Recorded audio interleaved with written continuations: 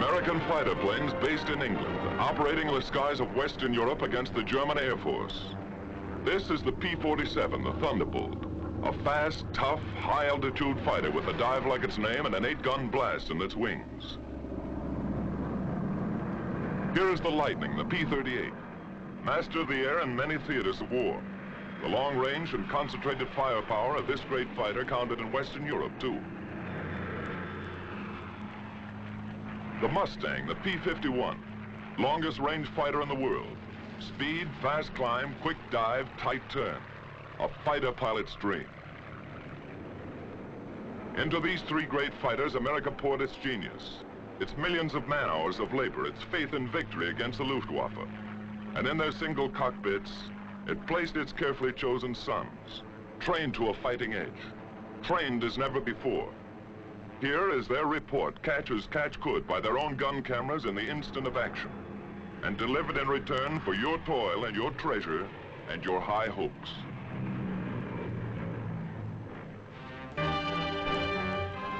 This is a Thunderbolt base in East Anglia on the east coast of England, one of many such bases from which our fighter planes swarmed up into the far red yonder of battle to the east. Their main job, although they struck many other blows, was to escort and protect our heavy 4-engine bombers, the big friends, against the Focke-Wulf 190s, the ME 109s, and the enemy's rocket-lobbing twin engines, Ju-88s, ME 210s, 410s, and others, to attack them whenever, wherever, and in whatever strength they appeared. Our direct challenge for control of the air. Trucks bring the pilots from the field to the squadron dispersal hut for intelligence interrogation after the mission. Coffee and sandwiches if they want it. Little action today, just a routine escort. You saw 4 190s on the field. That's right. Harry saw them too. I think it was this field, Jack, farther west. We made the 180 here and flew about 2 minutes on 340. Well, that's about 15 miles south of Hanover. We thought that field was knocked out. They seem like ordinary American boys, but look a little closer. Now they pile in a Jeep and ride to chow. They have Jeeps enough, but they like it this way. They kid a lot, high-spirited. And later they relax and enjoy the not-too-frequent sunlight. Unless some joker is present, and he usually is.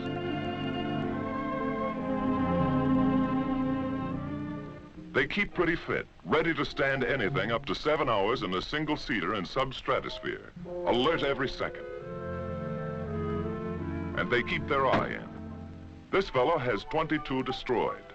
Well, he may have if he keeps at it. And they won't be clay pigeons.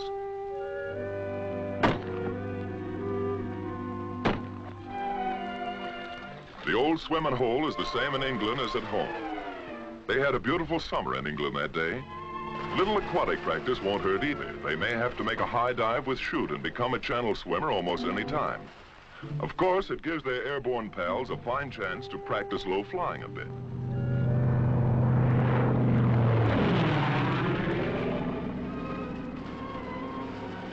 The swimmers take no chances on this buzz job. Maybe they're learning not to get behind the 8-ball here. Put the 6 in the corner.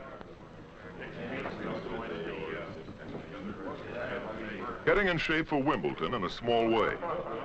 Good shot. Keep your eye on the little white ball, Eddie. Keeping up with their crooning, naturally. May need that in the good old by and by. Everybody's favorite newspaper in this town. What goes on in New Guinea, China, and Luzon? What's happening at home? Best of all is their comradeship. Fellows who are trusting one another with their lives in this teamwork war learn to be friends.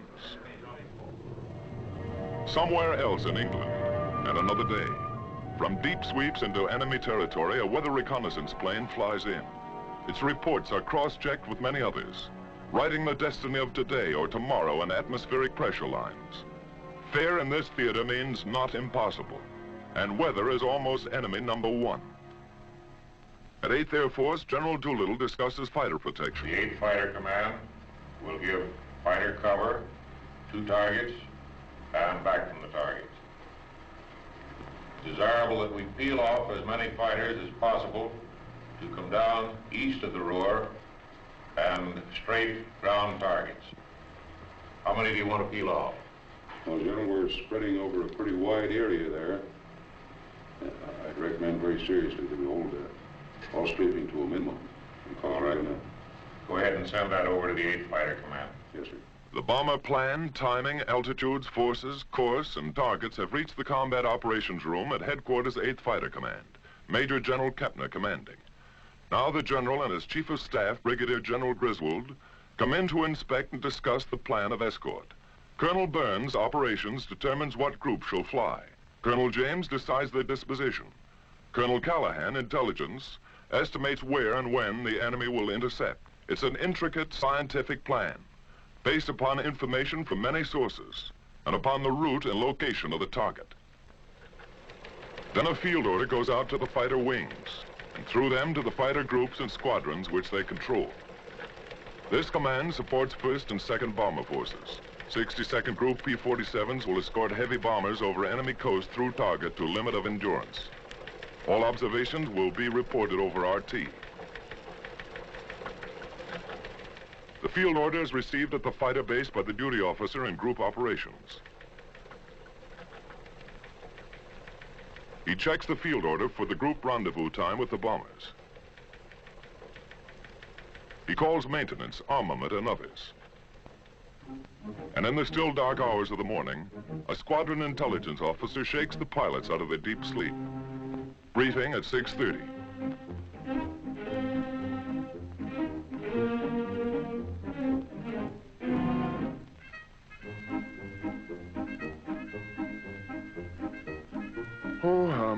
Why can't they fight the war at a reasonable hour?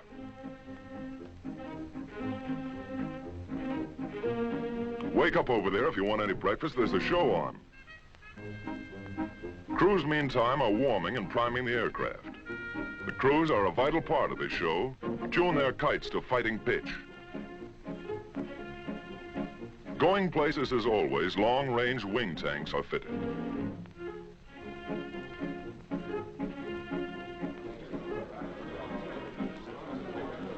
Now briefing and everybody present. The colonel comes in. These fellows are veterans of many missions, so he gives them the essentials without ceremony. Okay, boys, today we're going to escort 10 boxes of bombers, 36 ships to each wing. We're on the front end of the first task force, picking them up in the Mannheim area, around the target, about 20 miles east of Mannheim, at which time we'll proceed up to the aerodromes north of Frankfurt, where we will straight. Now today, I want to use the same system we used the other day. That is, dividing the field up into sections, one squadron only on the field at one time. When the ammunition is expended from that squadron, you'll move up and let the other top cover squadron come down and straight. Okay, boys, we'll start engines at 8:50, take off 8:58 to 9:06, rendezvous with the big friends 11:04, escort until 11:24, strafe until 12:16. The pilots make notes on the back or palm of their left hands. No chance of losing that little memo in a moment of excitement, or not much chance. Okay, any more questions? Intelligence? Intelligence takes over. Gentlemen, you may expect considerable enemy opposition today. The Germans have brought in some 100 single-engine fighters, chiefly 109s, some 190s, to stop the American drive across the Rhine. Watch your flank at the Rhine River, at Mannheim, and particularly in the Frankfurt area. Now, after the break escort, there are 4 aerodromes which we marked in red pins. You're free to strafe those aerodromes, but watch out for the flag. There are probably about 30 guns on each airfield. Send a flight down to silence the guns before you attempt to hit the planes on the field. Then time check. A minute is a long time for an air fighter. In 10 seconds, the time will be exactly 0658. Good, man.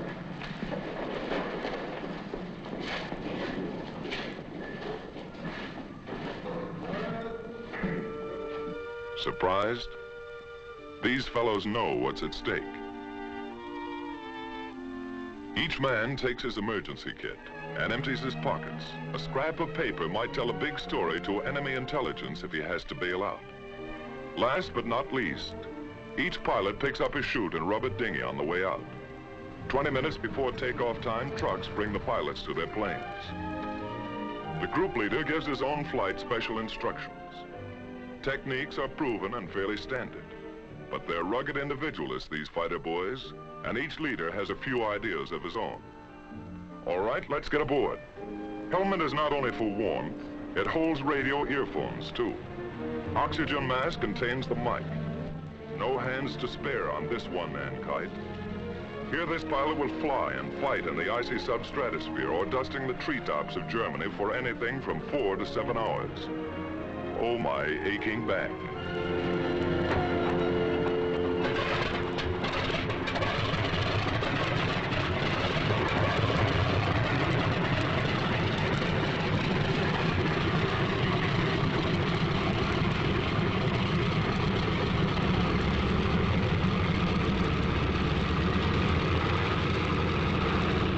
All clear? Let's go. Takeoff by twos on the quarter minute. Element leader and his wingman. Expert takeoffs and landings are a point of pride with every squadron.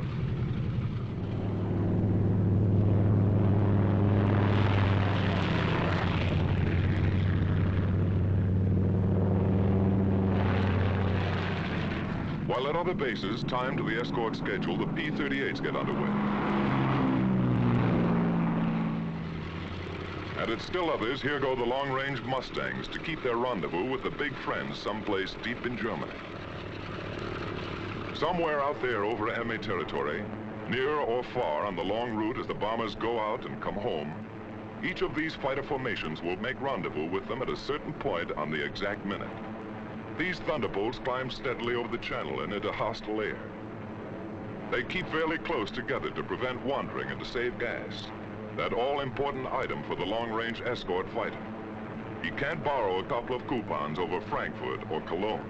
Now they open up into battle formation, fairly line abreast. Each pair, leader and wingman, never willingly separated, is a combat element. 4 planes are a flight, 8 a section, 16 a squadron, 3 squadrons a group.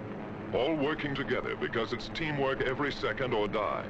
Just as simple as that. Close to rendezvous now, and in the distance are the bombers. Advanced formations of the perhaps 100-mile-long Armada.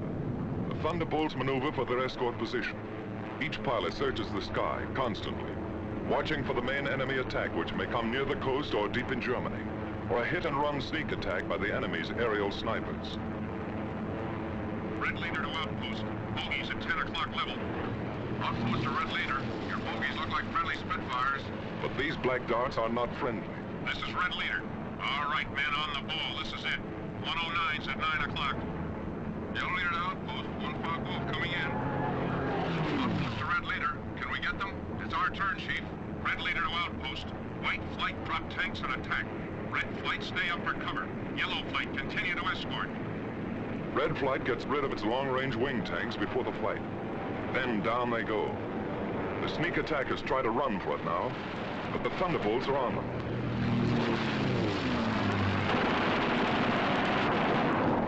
With a touch of the finger on the stick, a camera and 8 machine guns are put into action. Small cameras set on the wings make the ring. Poor pictures due to gun vibration. But you see it when it happened, as the pilot saw it.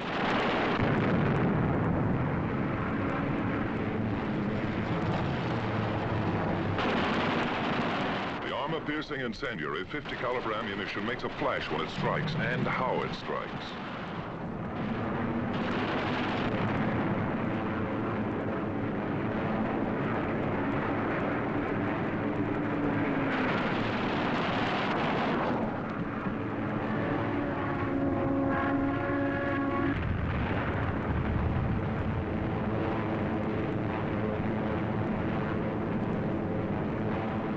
bombers, ready with their own guns for anything that slips through, didn't need them this time. All over now, just a skirmish, part of the escort routine. The flight reforms and climbs to regain its position with the rest of the squadron. In the distance, coming in to relieve the Thunderbolts, is a group of Mustangs. This is Red Leader. Okay, men, it's time to break escort. Mustangs coming in at 8 o'clock. The Thunderbolts break escort. They head for home, watching for every possible strafing target on the way. The Mustangs, far in the distance, sweep the surrounding sky as they come in. Next to the belly or wing tank, which doubled the fighter range, the most important feature of long-range fighter escort was the relay system. Because of differences in bomber and fighter speeds and the need of much weaving, fighters used up their time and distance almost twice as fast as the bombers.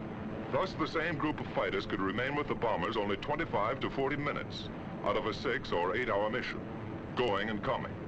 And 1,000 fighters might be needed to keep anything from 40 to 100 on the job at all times. While the enemy could strike with 250 at any point he selected, our fighter groups had to relieve one another at rendezvous points all along the route, like this.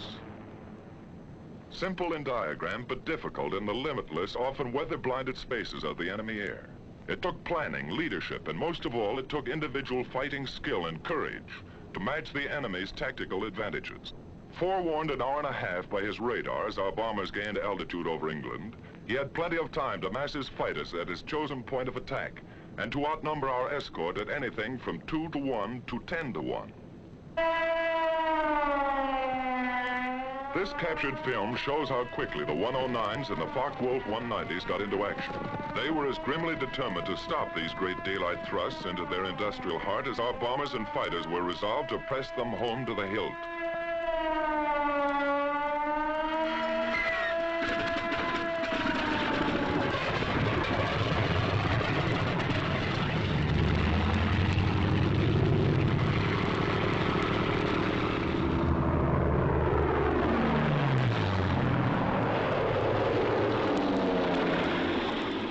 In Germany now, weaving ahead, above, below, and all around the bombers like a screen of destroyers protecting the main fleet.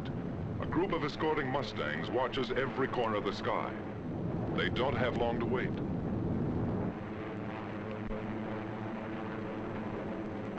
Ceaseless training plus battle experience has taught them to recognize the enemy almost by instinct. Where they are, how they act. First hostile aircraft is spotted. Blue Leader here. Roger, fellows. 109 at 10 o'clock. The enemy fighters are massing for an attack on the bombers while our pilots watch every move of their very tactics. Yellow Leader to blue flight. Looks like they're trying to lead us away from the bombers. Green Leader here. You're right. Here comes another 9 o'clock. Blue Leader here. Blue flight about tanks. Yellow and green flight stay up for cover. The Mustangs drop wing tanks and plunge into the fight.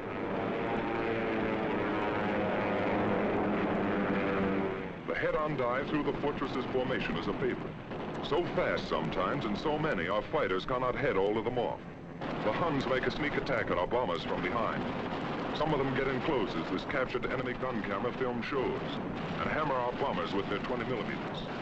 It's punishing, but they shall pay.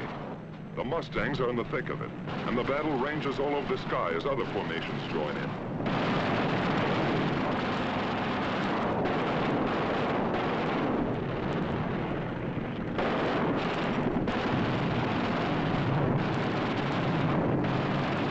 The Jerries attack in waves and sometimes inflict great damage before they're driven off.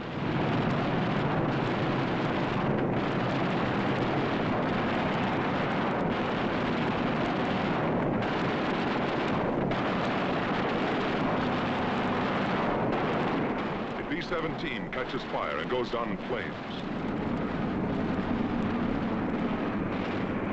The German pilots are determined. So are ours. To the death.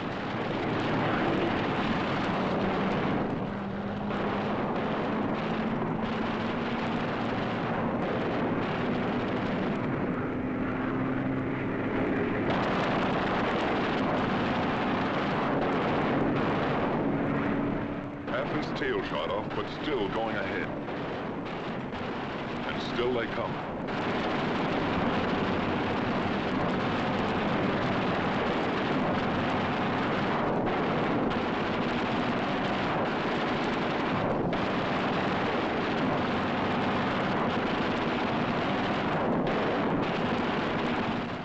comes another, but they cannot stop us. Our fighters, often heavily outnumbered, engage the enemy all over the sky. And this battle is only one of many. Day after day, month after month, Mustang, Thunderbolt, Lightning against the ME-109s and the FW-190s. Our fighters attacked, attacked, attacked. 2 into 10, 6 into 50. They broke up the enemy's mass assaults.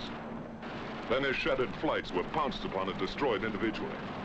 Our victory column soared at the rate of 4 to 1. Great and gallant days they were. Many new aces, many empty places. Victory, victory, death, victory, victory.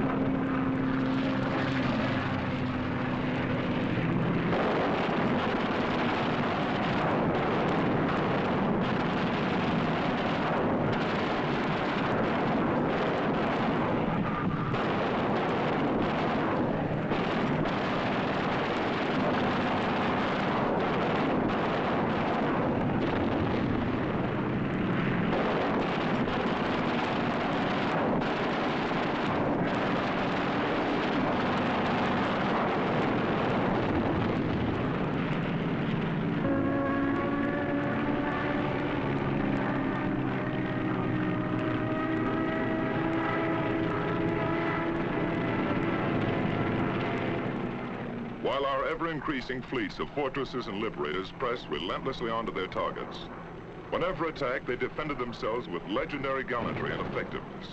If a missed rendezvous or other misadventure, due usually to blinding weather, prevented fighter protection somewhere, they suffered heavy losses. But no American fighter ever failed them because of enemy odds, however great.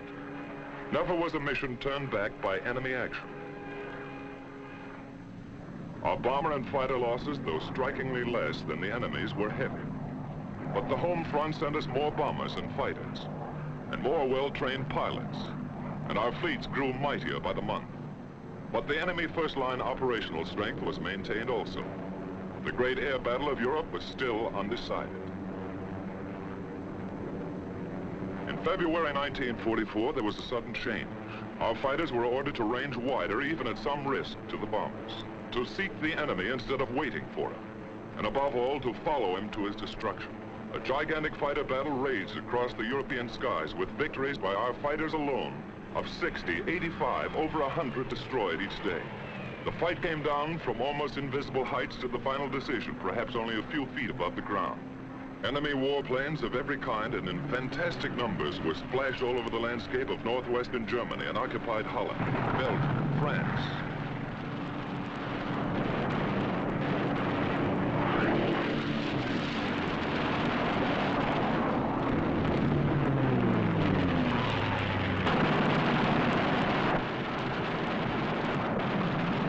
Watch this 190 hit the dust.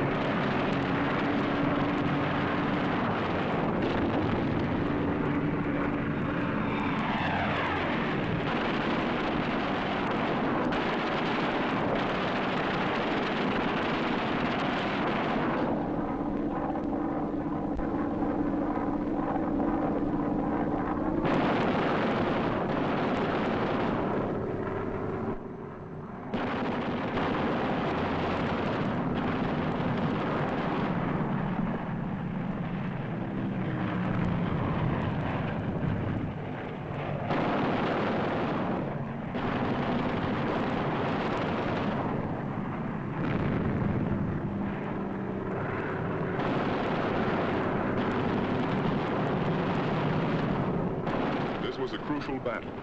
Both sides aware of the coming events and air domination itself at stake. Once again, a better cause, better planning and leadership, better equipment, and beyond everything else, the know-how valor of our fighter pilots gave us victory. Only this time it was decisive. So many of his aircraft exploded over his own forests and housetops, or were driven, flaming wrecks, into the ground. So many of his famous fighter leaders met death at the hands of some grimly determined boy from Illinois, or Wyoming, or wherever, that his morale was shattered. His defense plan was smashed. The Luftwaffe cried, "Enough."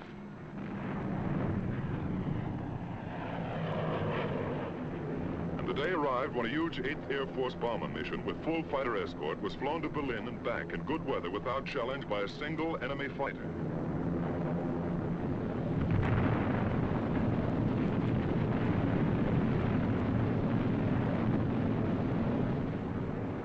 Quickly now, our long-range escort fighters seized their opportunity.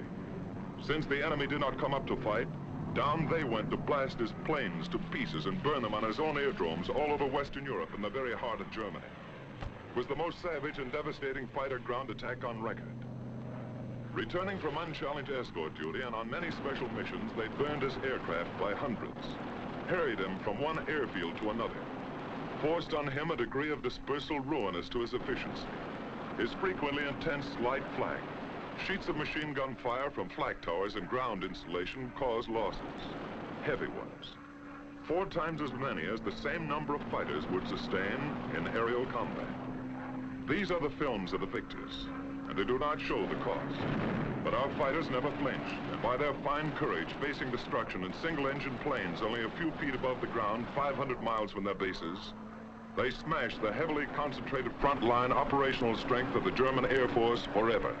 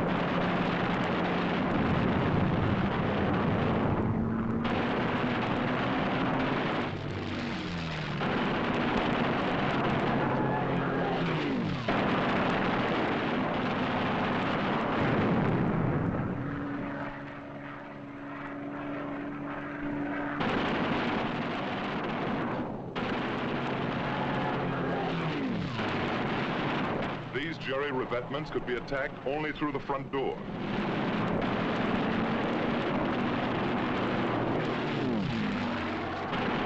These copied Allied Invasion Day stripes failed to deceive our pilots.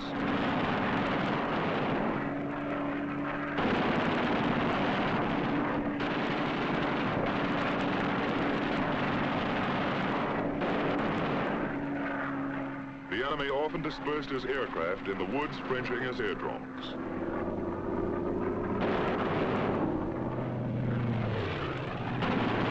Always open season on this kind of sitting duck.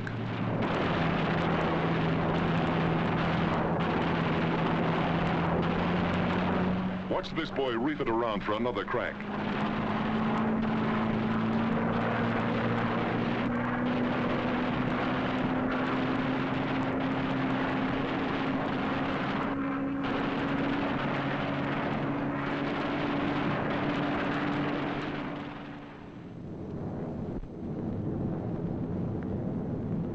The steady, relentless bombing of Germany went on without ceasing. Against the enemy's occasional desperate efforts to intercept, we maintained fighter escort every step of the way. But the sky was ours, and another great opportunity was ours. His teeming, widespread, intricate transportation system. Feeding and supplying the great armies which he counted upon to throw our invasion forces back into the sea. Then something happened.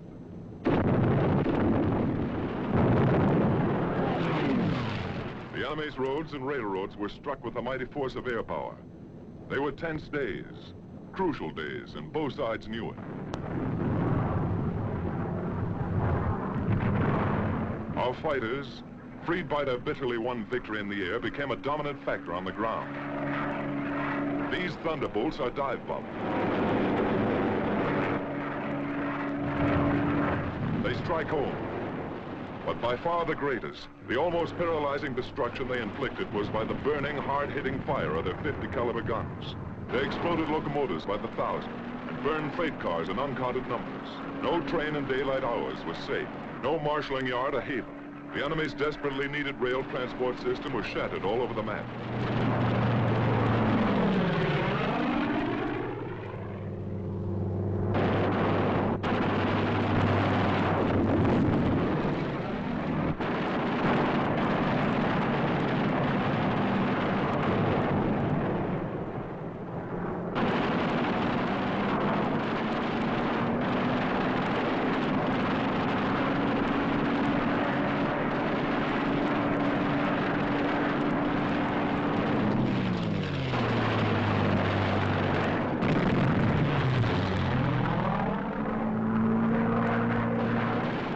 Tank goes up, one of many.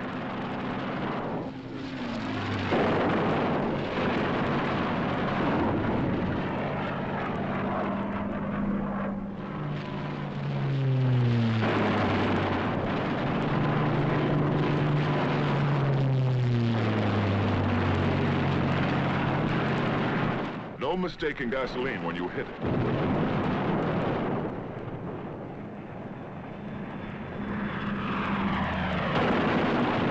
Target too small, even a single railroad car.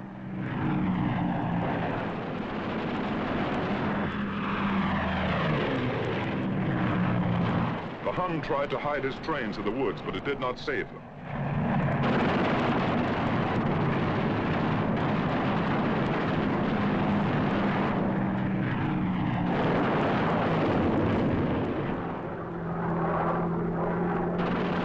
His diversion of traffic to slow-moving barges was no escape. The hail of our fighter fire swept the canals.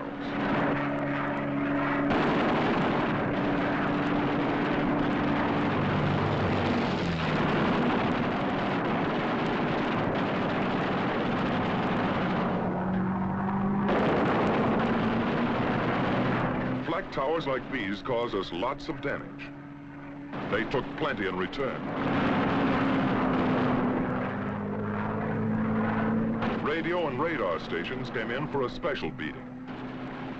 Flak and machine gun defense was forced upon the enemy wherever he hoped to move. It was intense. Watch these bursts of light flak.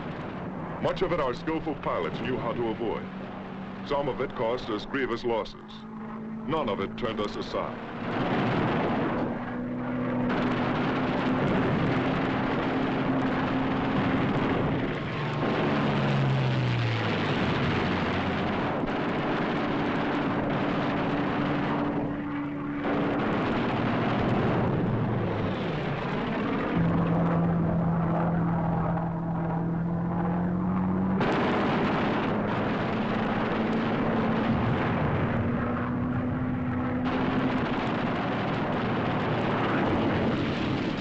Enemy ammunition tried to run the gauntlet in vain. Watch this staff car of a high German officer. Was it Rommel? Could be. At the same time came such a scourge of road traffic as never before known. The enemy could move his convoys effectively only at night, was delayed and destroyed wherever he turned the wheel. What did this mean to the German armies in the West? How did it count on Invasion Day and the Battle of Normandy? Here is the picture of the enemy's transportation system as he was able to take it into the crucial test. Yes, this is the report our fighter pilots send back to you. The great armadas of our bombers sailing unhindered through the enemy air. Our gallant armies driving ahead without having to keep one eye cocked over their shoulders. Their gun emplacements unobserved.